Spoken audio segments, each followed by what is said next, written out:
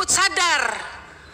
Karena apa, kami ini Dewan, kami sudah bilang setiap rapat, banyak persoalan, lakukan pengawasan, laporkan kepada kami. Tapi kami tidak pernah didengar. Ya kan? Akhirnya sekarang KPK memberikan rekomendasi, baru seakan-akan Kemendikbud kayak kebakaran jenggot. Bahkan kami anggota pemangku kepentingan mau diatur sama Kemendikbud untuk melakukan verifikasi oleh dinas. Loh, Anda sebagai kementerian mau nggak dilakukan verifikasi sama dinas? Jangan suruh dinas, jangan suruh apa yang kita usulkan harus dilakukan verifikasi oleh dinas. Kita ini lembaga tinggi negara, wakil rakyat. Kita yang menentukan anggaran di Indonesia ini. Bagaimana kepala dinas bisa memverifikasi data yang kita berikan? Anda sebagai kepala kementerian mau nggak diverifikasi sama dinas? Bapak Ibu ini kan orang-orang pintar setahunya saya di Kemendikbud. Orang-orang berpendidikan. Kok bisa salah mengambil kebijakan? Bu Sekjen, Anda mengeluarkan Persekjen yang di mana poin nomor 3 dikatakan bahwa data yang direkomendasikan sebagaimana dimaksud pada huruf B diverifikasi oleh Dinas Pendidikan. Loh, kita ini pemangku kepentingan usulkan itu dari Dapodik sekolah. Dapodik itu harusnya kan, makanya tadi Pak Andre bilang, operator sekolah itu diperhatikan. Karena semua itu dari operator sekolah. Kepala sekolah aja kadang-kadang tidak tahu apa yang terjadi yang dilakukan oleh operator sekolah. Dinas pendidikan juga nggak tahu.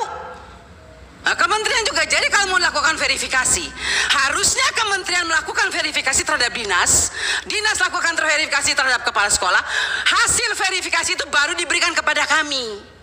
Itu jangan dibolak-balik. Bahkan saya minta Bapak Ibu pimpinan, kita ambilkan rekomendasi kepada KPK, periksa APBN yang ada di Kemendikbud. Karena ini banyak persoalan, PIP, KIP, dana BOS, banyak hancur ini. Tolong Ibu, saya minta Pak Pimpinan, kita berikan rekomendasi kepada KPK, periksa dari 2021, 2022, 2023. Nggak usah tambah anggaran kalau memang banyak korupsi, uang negara habis, bukan untuk rakyat. Ini ada usulan alokasi DAU bidang pendidikan 12.919.270. Nah, kalau di PowerPoint yang terakhir kita terima, di sini memang ada di DAU Komputer SDN Sudindi Kepulauan Seribu itu semuanya total sama seperti yang ada di sini. Nah, kalau di PowerPoint yang lama di sini dijelaskan ada pemagaran 1 SD dan 1 SMP itu sebesar 1.454.403.310,57. Saya pengen tanya, itu 2 sekolah itu sebesar apa ya pemagarannya? Sampai membutuhkan satu sekolah 700 juta, totalnya hampir 1,5. Dan penyediaan laptop 129 unit SD di Sudin. Kalau kita hitung cepat, komputer itu kira-kira kalau saya bagi ya, kira-kira satu anak itu mendapatkan laptop 23 juta. Apakah 23 juta itu untuk anak SD?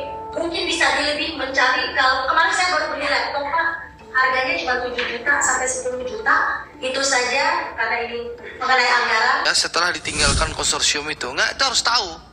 Ya, kita pengen nih jawabannya nanti.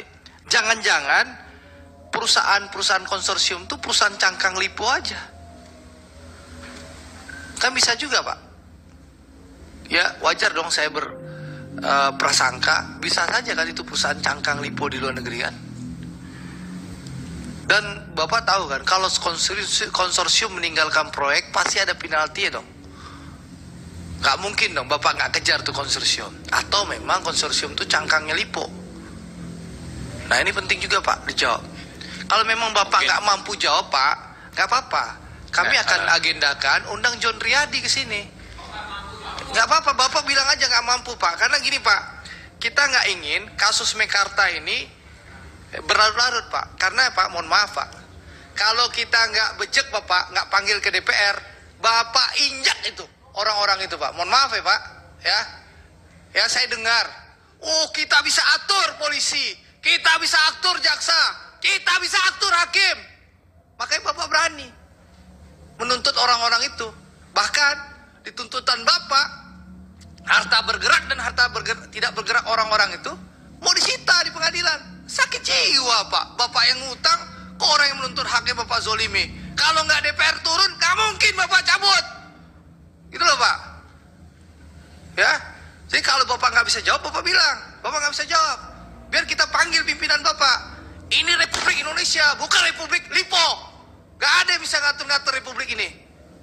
Ya, negara ini punya Republik Indonesia. Gitu loh Pak. Ya, ini penting Pak, supaya paham itu oligarki-oligarki itu. Kita hadapin. Ya, jadi Bapak sampaikan ke pimpinan Komisi 6, Bapak bisa jawab atau enggak? Kok enggak kita akhiri pimpinan? Nggak usah lama-lama. Ya. Gitu loh. Kita nggak usah lama-lama rapat. Ya kita apresiasi cabut, oke, alhamdulillah. Ya, tapi kita ingin menyelesaikan ini tuntas Pak. Apalagi pengaduan mereka. Bapak bisa PKPU Pak. Orang-orang tuh nggak dapat. Bapak padahal nagih cicilan bisa SMS, WA, email, telepon, ya. Pas PKPU dikabarin pun enggak. Nasabah Bapak yang belasan ribu itu. Tiba-tiba Bapak SIM salabim PKPU. Gitu loh Pak.